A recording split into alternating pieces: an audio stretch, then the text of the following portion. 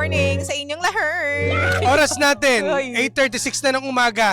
O ano na naman yan? Ba't na pa parang bad trip ka naman ang aga-aga? Nakakainis naman. Oh. Ewan ko, lunes na lunes partner ha. Oo nga lunes Sige. na lunes. Kung ano-anong Letter sender nararamdaman. natin ha. Etong mga nararamdaman namin ni Jim, dumagdag ka pa Oo, talaga, Maris. Kung kailang Diba? malayo pa yung 25, dumagdag ka pa.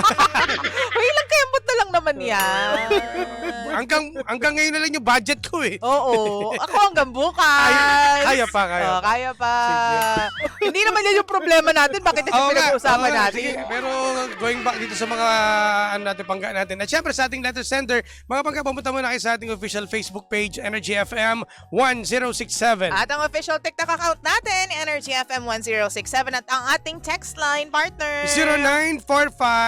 0945-367-8792. Ayan yung kailangan mong i-message. Yan yung number namin ni Jim. Kailangan mong i-message yan kung meron kang mga gustong sabihin sa amin regarding the story because napaka-interesting, partner. Oo. Kasi madalas tong nangyayari kapag merong isang asawa, no, kahit sino man, lalaki man o babae, na nag-iibang bansa. Yan. Oo. Diba? As yung Tama. naiiwan dito sa Pilipinas, yung medyo napapalihis ng landas. Correct. At this time, medyo nakaagulat din yung mga pangyayari sa Okay. buhay ng ating Oo. letter sender, no? Na hindi ko alam kung bakit siya ganyan. Pero eto muna, Okay. ang aking maging reaction partner. Ang reaction mo Ito ang ay... aking reaction mga pangga. Medyo bad trip ako dito, partner. Medyo, ano lang. Alam mo kasi, letter sender, you're getting on my nerves. You're getting on my Ano nerves. daw? Okay. Bakit ganyan, partner? Alam mo, ang story niya, yung ayon sa kanyang inilad sa atin na kwento, no? Okay. Siya yung may pagkakamali, partner eh. Bakit? Napaka-ano niya. Napaka, di ba, bakit Hoy! tanong niya, bakit, unti-unti siya na-in love, dun sa lala. Alam mo, yan din ang hirap din sa ating mga Pinoy. Lalo na sa mga asawa na parang mag-OFW, tapos mapupunta mo yung lalaki. Kaya di ba, sabi nga na matatanda, kapag ang babae sa isang kwarto, at nagsama ka ng isang lalaki, ibang mangyayari. Di ba? May magkakaroon ng Oo, something may madadevelop. Kahit kapatid mo yan, pinsan mo True. yan. Sa panahon ngayon, hindi maiwasan ng tukso. Totoo. Meron talagang ganyan. Pero ikaw, na nasa maayos sa pag-iisip, bakit dumating sa punto na in love ka na? Hindi ba porket nangangailangan ka ng kalinga ilalaan mo kagad, unti-unting na in love ka doon sa kapatid ng asawa mo? Well, alam mo, feeling ko, na-excite lang siya doon, partner, sa idea na meron siyang asawa. Yung may umuwi, may dalang pasalubong, Oo, ganun. yung concern sa kanya, yung nakakausap niya. Kasi alam mo yung power of conversation, partner. Napakalaking bagay niyan, lalo na sa Naiintindihan mga ko. tao. Because we're social people, di ba? We are social creatures pala. So, kailangan natin ng interaction. Kailangan natin ng usap, di ba? Kaso, bakit para dumating pa sa punto na ma-inlove ka doon sa kapatid ng asawa mo? Loko-loko ka ba? Hindi, di ba? Kung nasa may tinong kang pag-iisip, never mong iisipin yun eh. Never mo mapapakiramdaman na parang na-inlove ako. Ano yun? Kahit sabihin natin na-excite ka or namimiss mo yung mga bagay na ginagawa ng mister mo. Feeling ko yun lang yun eh. Doon lang siguro nakita niya. Tapos siguro komedyante rin yung yung kapatid. Diba? Tapos kumbaga uuwi ng bahay, excited dahil may dalang pasalubong. Oo. Pero sana inisip mo na kapatid ng asawa mo yung loka. Di ba? Grabe ka naman, makaloka ka naman. Alam mo ako, feeling ko, partner, feeling ko mga bangga, namimiss niya lang yung idea, yung feeling na merong mister na kasama, yung nahahawakan, yung nakakausap face to face, yung merong magdadala ng pasalubong sa kanilang dalawang magnanay. Pero hindi pa niya unang naisip na teka lang, kaya nga nag-abroad yung asawa mo para sa inyong future. Yun nga. Hindi para ma-inlove ka dun sa kapatid. Loko-loko talaga. Feeling Alam mo ko na nayayam mo to ko Hindi kasi niya naman sinasadya siguro. pero sinong matinong babae na iisipin na bigla siya may in love doon? Di ba parang may border ka, teka lang, wait lang. Parang kapatid mo na yan pamangkin mo na nga, ika nga, di ba? O bakit para dumating pa sa punto na malandi nga? Siguro baka kung ikaw partner, eto, bigyan kita ng sample. Ikaw yung nasa sitwasyon na ganyan. Dumating yung kapatid ni una sa lahat, sabi mo, ba't pag pumunta yung may kapatid mo dito? Nandito kami, may mga bata naman kasama. Ikaw na kagad mag-iisip eh. Kasi alam mo na hindi pwede magsama ang lalaki at babae kahit sabihin natin kapatid niya o ano. Di ba may control ka rin dapat? Control is the key. Oh my gosh! Tapos sa isang tahanan pa kayo magkasama, di ba? May feeling ilangan ko, factor yan. Partner, feeling ko kasi, ang trato ng mister pamilya. Kumbaga, pamilya mo naman yan, kapatid ko naman yan. So, dapat kapatid din ang turing mo sa kanya. O kaya, di ba, hindi iba. Pero kasi, siguro na, yun lang, nandun lang ako sa part na siguro yung babae, na may miss niya lang yung idea or yung feeling na may lalaki sa bahay na asawa niya. Feeling ko, hindi niya naman sinasadya na meron siyang ma-develop na feelings. Although, alam niyang mali. Mali ito. Pero mas maganda sana ang desisyon, yung sa side ng babae, na meron siyang kapatid, meron siyang pamangkin, yun lang kasama niya. Bakit doon sa kapatid pa ng asawa niya? Hindi lang talaga maging vocal ka doon. Good idea, no?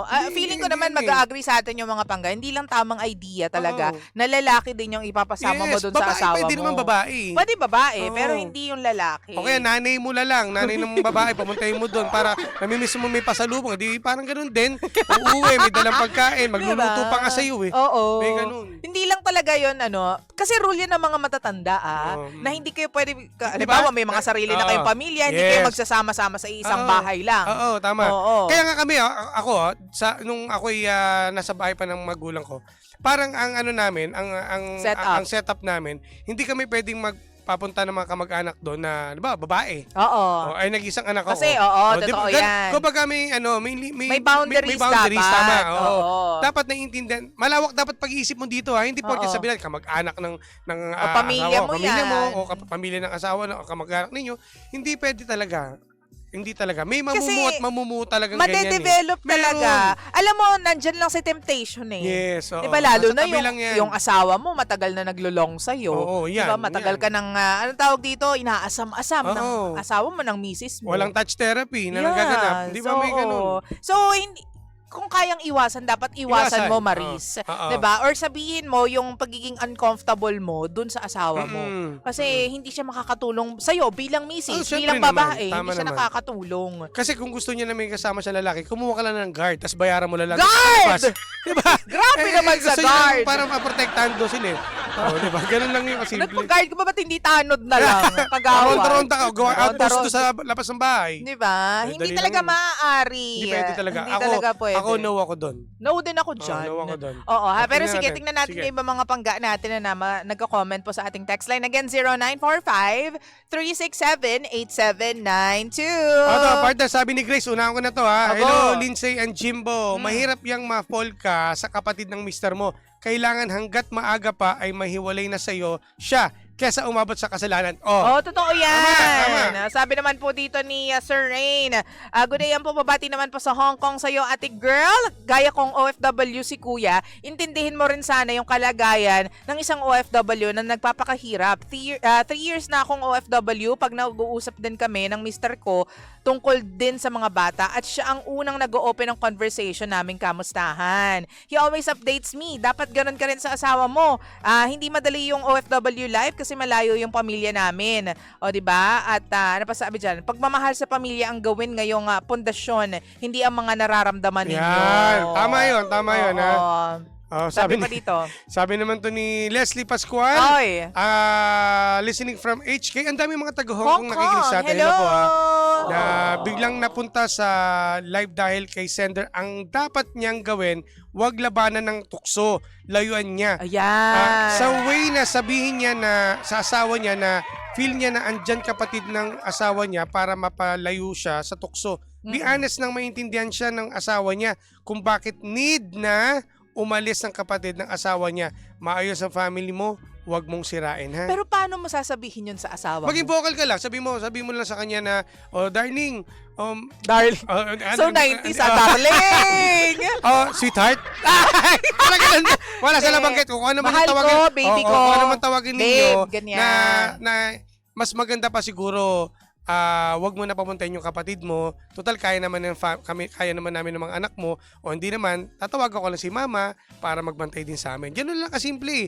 Paano masasabihin nyo na natatempt yung hindi naman yung way na natatempt ka doon. Paano? Wag na kasi mas maganda pang kasama ko yung si mama or kapatid ko lang dito. Mag-i-insist. Hindi, naghahanap kasi ng trabaho yung kapatid ko, so dapat dyan siya para may kasama din kayong lalaki. May maganda sagot dyan. Kung pakukuhaan mo siya ng ng maghanap siya ng trabaho, galing probinsya siya, magstay lang siya siguro mga 1 o 2, 3. Tapos mag-ano lang siya, na 3 araw or 1 week, mag-ano lang siya, maghanap na lang siya ng upahan. Hindi, parang hindi na siya gumastos eh. Ay, di umuwi ka, kayong dalawa magsama, ako mag-OFW. Ikaw na lang. Grabe naman yan! may ganun eh. May ganun. Mas mabuting, explain mo rin yung side mo. Kasi mahirap din kasing sabihin mo sa asawa mo nang hindi direct to the point eh. Hindi niya maintindihan yan. Alam mo ako, naisip ko, halimbawa ganyan yung nangyari. Tapos pinipilit ng asawa ko na, hindi, dyan naman ang pangit kaya tingnan, di ba? Di mas magandang prangka ka. Ang pangit tingnan na nasa Mas isang maganda bahay, tapos kapatid mong lalaki nandito, tapos nandito kasama. ako, nandito yung anak. Ang pangit tingnan, hindi tamang tingnan. Ano lang sasabihin ng mga kapitbahay natin? Tsaka ang hirap kumilos ito pa mahirap nito. Ang hirap kumilos na may kasama kang tao sa ibang bahay, sa mismong bahay mo, na ibang tao, na pag kayo magsisiyar, mamaya magkasabay pa kayo. Diba? Magkakaroon ng ilangan. Alam mo, totoo yun, may ilangan yan. Totoo. May ilangan yan. Yung paglabas ng kwarto, yung pagluluto, yung pagkain ninyo. Kaya, at saka, iwasan, mahirap kasi. kapag babae, nasanay ka ng kayo lang yung sa bahay, Oo. minsan lalabasin walang bra. Ayun nga. Minsan oo. lalabas walang short. Yun nga. Hindi komportable. Diba? Hindi ka maging komportable yung misis mo. Tapos ikaw pa yung mag-a-adjust sa Oo. sarili mong bahay. Mamaya, Pwede mong yun yung pang-i-explain pwede. mo doon sa Explain. asawa Pwede mo. Pwede naman Kasi ganun. honey, naiilang ako eh. Oo. Kasi sanay ako nang walang tao dito sa bahay, Correct. kami lang ng anak ko. Tapos lalabas ako, walang bra. Minsan Oo. walang shorts. Ganyan. Ay, Tapos biglang nandyan yung kapatid mo, lalaki pa naman yan. Buti yung kung ganun lang partner Oo. Kung halimbawa naman hindi niya lubos kilala pa yung kapatid. Oh. Kasi hindi sila nagsama sa isang bubong ngayon pa lang eh. Oo. O mamaya siya naman ang lumabas na nakabrief. Oh. Diba? Ayan, naka-boxers sabi, lang. Ate, walang mali siya. Komportable ako dito. Ay, wow! Di ba? May ganun. Siya naman yung kumbaga, lumalabas ng kulala lang, papasok sa Viva Max eh. Diba? Ay! Diba? May Hindi kasi ganun. nga, bahay mo yun. Oo. So, dapat komportable ka sa sarili mo. Alam mo yan yung dahilan kung ba't sa bahay namin ayoko ng maibang tao Tama. Kasi sanay ako na minsan lumalabas ako ng, di ba, naka-t-shirt lang na malaki. Correct. Yung pagpapatulugan natin ng mga kaibigan natin, ayaw pa ng magulang natin pumayag talaga eh. Kasi True. nga, nakakailang yan, tsaka pangit tingnan sa mga tao, ng mga kapitbahay ninyo. Oo. Ang dami pang chismosa. Kaya nga. So, hanggat kaya mong kontrolin yung sitwasyon, Maris, kontrolin mo na, sabihin mo, be vocal about it sa iyong asawa because ayaw natin nang magkasala ka. Oo. Diba? At Just, saka, kasalanan din yan ng asawa mo pag nagkataon na. At saka hindi lang din yung partner. Sa dami na nangyari ngayon, di ba? Sa mga panahon ngayon. Lalo na yung mga kapitbahay natin, baka doon pa kayo masira sa mga kwento nilang True. mali. I-chismis pa kayo. 'Di ba? Hanggat nandyan ka pa lang sa feeling na kinikilig ka at kaya mo pa yung kontrolin, dapat hindi ka kinikilig eh. 'Di ba? First step, dapat hindi ka kiligin, be. Malandi rin to eh. Hoy! Papasok sa utak mo yung anong kakote meron ka eh para isipin. Grabe ka naman. Tao lang din siya, nagkakamali. May in love ka sa kapatid ng asawa mo kaya ang daming lumalabas sa pelikulang ganyan na story eh. Kaya nga. Ay naku, ewan ko to. Ay naku.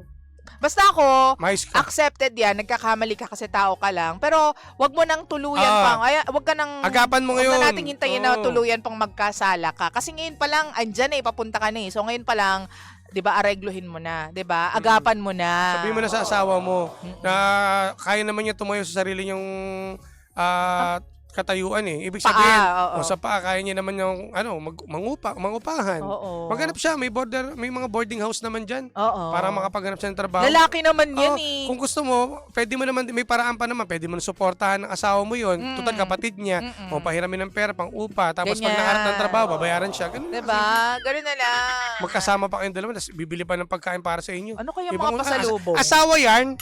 Diba itong lalaki? Hindi, nakikisama lang naman yung lalaki, Kahit, ganyan. yun nga, kung nakikisama siya, iba naman yung pakiramdam na itong isang babaeng to. Oo nga. Ba't magalit na galit ka sa babae? Kasi may in love. Hindi ka magalit dun sa lalaking nagpatuloy dun sa kapatid niya dun sa bahay. Dapat ako magalit sa asawa niya. Diba? Siya yung dahilan. Huwag Kaya mo nang nga. papuntahin. Anyways, halika na nga. Ito na naman, overtime na naman tayo. Sa Lunes rin.